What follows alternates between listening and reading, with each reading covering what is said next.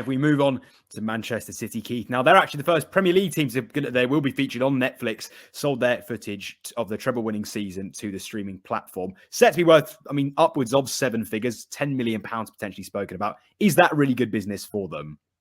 Well, I think it's not so much the value in terms of the revenue. It's more about the ability to push the brand further around the globe.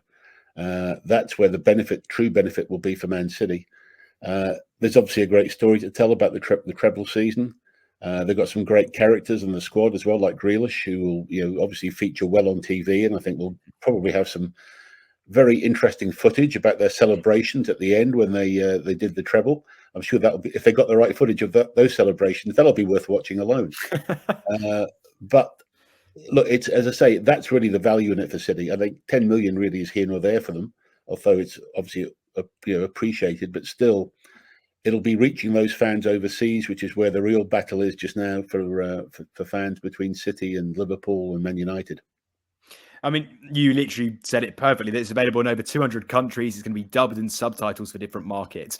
Do you actually expect their fan base not only to grow, but could they become the biggest followed club in the world? Well, they've certainly set out with that ambition, and they've gone a long way towards it. So with these sort of tools coming forward, there's no reason why they can't keep growing. I think it's still going to be a way to beat the heritage and tradition of Liverpool and Man United in terms of those countries. I've always felt that a lot of the international fans are what I would consider to be adolescent fans, where they support a big club, as a lot of us did as adolescents, and then change to your proper club that you ended up supporting through the years. And so those international fans will have to, they have to win their hearts and give them a reason to support them. But of course, there's always those 115 charges hanging over them that may sit around the corner. So we'll wait and see what happens. Do you anticipate it might be one of the biggest football documentaries, certainly from a viewership standpoint? Could this effectively set the precedent for what documentary making could be in terms of the amount of eyes on screen and new fans that come into the game? How do you see that sort of playing out? Well, I think this documentary formula is got to be very careful. Look, Sunderland Till I Die was fantastic, and that was not exactly the treble-winning glamour that City are going to be having, obviously, but it was very, very successful. And it captured some big numbers. So there's got to be a different take on each of these types of documentaries. Spurs and Arsenal have tried them on different channels, and they didn't quite catch fire the same way. So it's all about the direction and the story that they tell, and the real genuine footage that is not for the average football fan, but for the average viewer, that can attract them to watch it as a TV program and entertainment. And so football has got to be careful, because just getting behind the scenes footage isn't enough. It's been done now, and so they've got to keep finding new innovative twists to keep it fresh and to keep the viewer engaged. That's the challenge they've got.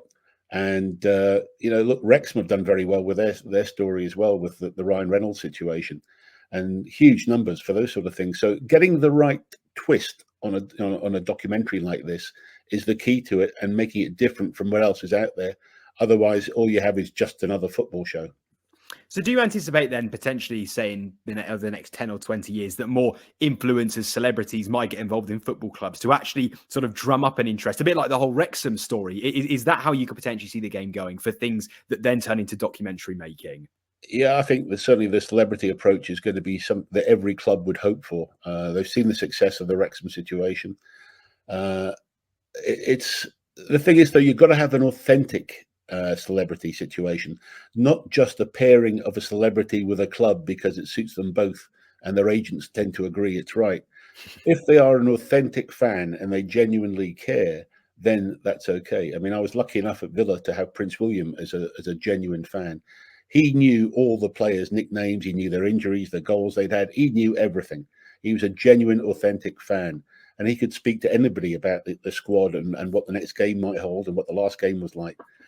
If they have that genuine interest, as obviously Ryan Reynolds has with Wrexham, then it comes across as authentic. If it's not, then I think fans see through it. Everybody sees through it very quickly.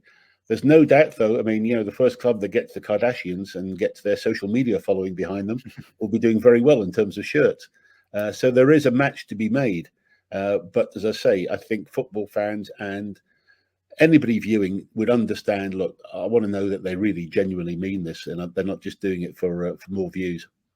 That opens a whole different can of worms, Keith. But can you see clubs potentially not only doing, say, documentaries, but collaborations with the likes of the Kardashians or really big superstars to actually attract more interest?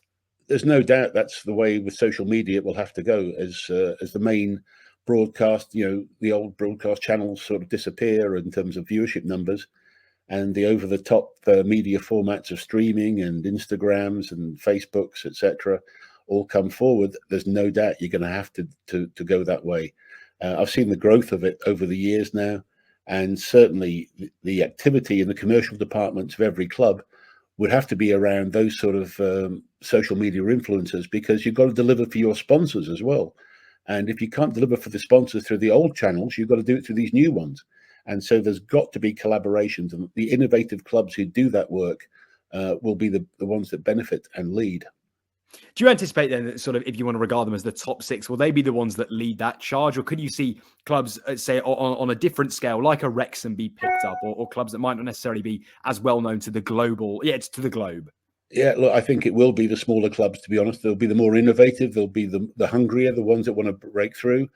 I think, for example, Man United's social media has been stagnant for many, many years. And I'm amazed they haven't taken greater advantage of their position in that area. And given the celebrity fan base they genuinely have, I think it's been very poor in terms of that execution. So I do think some of the smaller clubs have got a chance here to break through. It does take risks to create social media footage and content that is, sometimes a little bit close to the bone, or perhaps just very clever and very funny. But you've got to take a risk, and you've got to break through, and that's where collaborations and working with some of these really big numbers that some of the influencers are following these days has to be done, given the youth and the target market that the football clubs are going to be going after.